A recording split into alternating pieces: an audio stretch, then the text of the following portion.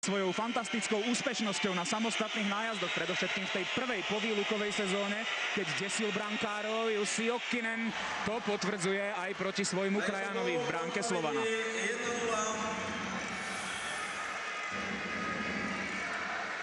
Puku sa však postaví Martin Kulha, autor druhého gólu.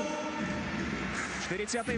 minúte sa bombou od modrej presadil Martin Kulha. Teraz to bude chcieť z jeho strany a zda iný spôsob zakončenia.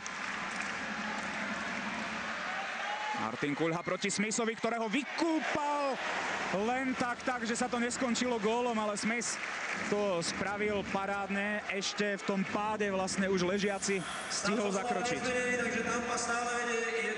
Uveril Kulhovi, že bude strieľať, ale... No, trafil mu hokej Kulha, tam hrali úlohu centimetre. Teraz Martin St-Louis proti Hovimu. A Hovi drží svoj tým v hre.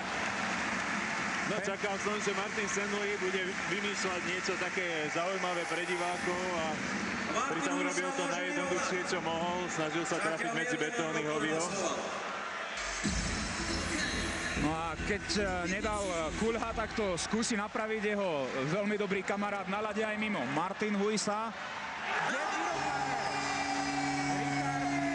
Ako keby odkopíroval svoj víťazný nájazd proti Švédom z Göteborgu.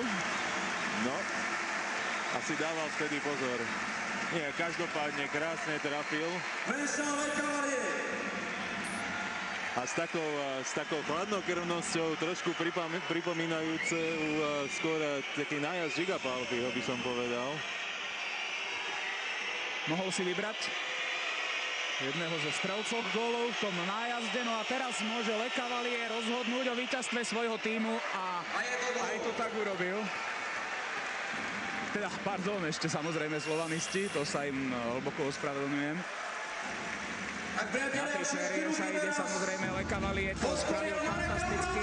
No a Marek Uran, to má teraz všetko v rukách. Ak Marek Uran premení svoj samostatný nájazd, tak ešte celá dráma bude pokračovať. Marek Uran z očí v oči Smithovi už mu jeden gól dal, druhý nie. Škoda, že ten nájazd nezakončil tak presne, ako Martin Huisa takisto mieril do